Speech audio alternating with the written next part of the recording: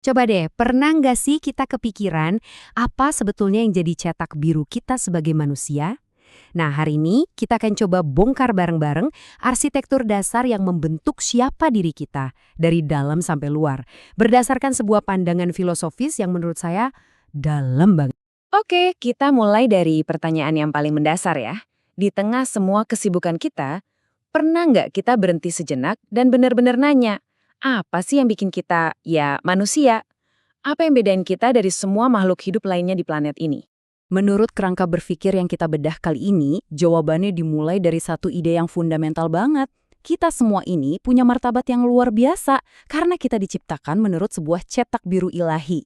Jadi, artinya nilai kita tuh bukan sesuatu yang harus kita kejar-kejar atau kita buktikan, tapi udah jadi bawaan lahir, udah tertanam di dalam diri kita. Dan ini nih bagian yang serunya. Cetak biru ini ternyata bukan gambar statis. Seperti yang diisyaratkan kutipan ini, cetak biru ini tuh lebih mirip sebuah panggilan, sebuah potensi yang terus-menerus terungkap seiring kita menjalani hidup, yang terus menantang kita buat jadi versi terbaik dari diri kita sendiri. Jadi, kalau fondasinya adalah cetak biru tadi, terus gimana dong struktur bangunannya? Nah, sekarang ayo kita coba zoom in sedikit dan kita lihat arsitektur batin kita. Tiga komponen inti yang membentuk setiap manusia. Jadi, arsitektur kita ini punya tiga bagian yang nggak bisa dipisahin. Ada raga, ya, tubuh fisik kita. Terus ada jiwa, ini pusatnya akal dan emosi kita. Dan yang terakhir, roh, inti terdalam kita yang menghubungkan kita dengan makna yang lebih besar. Gini deh bayangin ya, pas kita lihat mata Ali terbenam yang indah, mata kita, si raga yang melihatnya, hati kita, si jiwa, yang merasakan kekaguman, terus ada sesuatu di dalam diri kita, si roh, yang merasa terhubung dengan alam semesta. Nah, itu dia, ketiganya bekerja sama secara harmonis. Keren kan? Oke, kalau tadi itu hardware-nya, sekarang kita bahas software-nya alias sistem operasinya. Mari kita lihat kemampuan-kemampuan inti yang berjalan di atas hardware tadi yang memungkinkan kita buat berinteraksi dengan dunia. Tapi sebelum kita lanjut, ada satu hal penting nih yang perlu kita pahami, seperti yang digambarkan di sini. Kemampuan-kemampuan ini tuh bukan barang eksternal kayak buku. Mereka ini atribut esensial. Gini deh, kita bisa aja kehilangan buku, dan kita ya tetap jadi diri kita. Tapi tanpa kemampuan-kemampuan ini, kita nggak akan jadi diri kita yang seutuhnya. Ini dia 4 kemampuan inti yang jadi sistem operasi kita.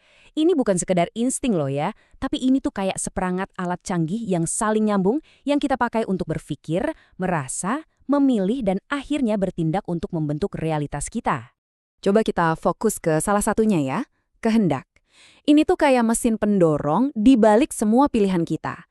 Bukan cuma keinginan sesaat, tapi kapasitas kita untuk secara sadar memutuskan sesuatu, memilih untuk mencintai, dan mengarahkan diri kita ke arah yang kita yakini baik.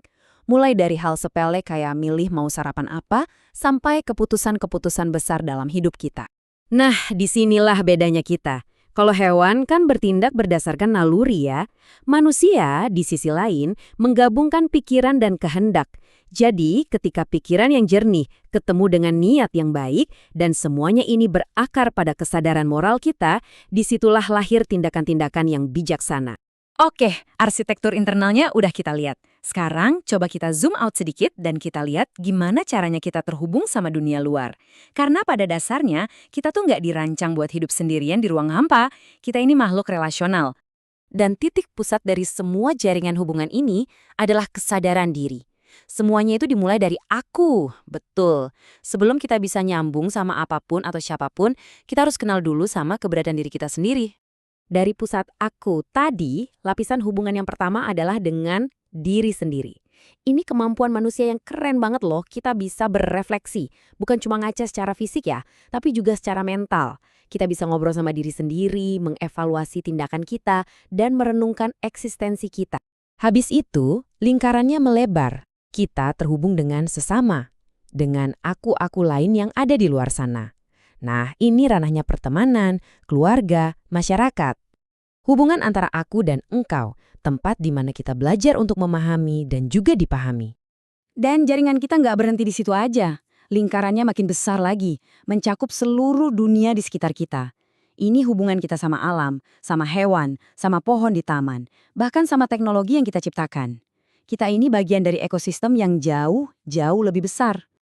Dan terakhir, menurut pandangan ini, jaringan relasi kita mencapai puncaknya dalam hubungan dengan yang ilahi. Ini adalah dorongan alami manusia untuk terhubung dengan sesuatu yang transenden, yang melampaui pemahaman kita, yang jadi sumber makna dan tujuan tertinggi dalam hidup. Oke, kita udah lihat cetak birunya, arsitekturnya, sistem operasinya, sampai jaringan koneksinya. Terus, gimana semua ini berjalan di kehidupan kita sehari-hari?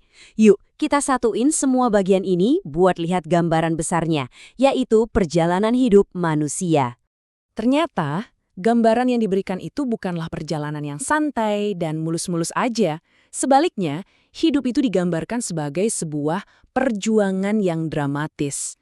Setiap hari kita dihadapkan pada tarik-menarik di dalam diri, antara terang dan gelap, antara menjadi versi terbaik dari diri kita atau, ya, menyerah pada kelemahan kita.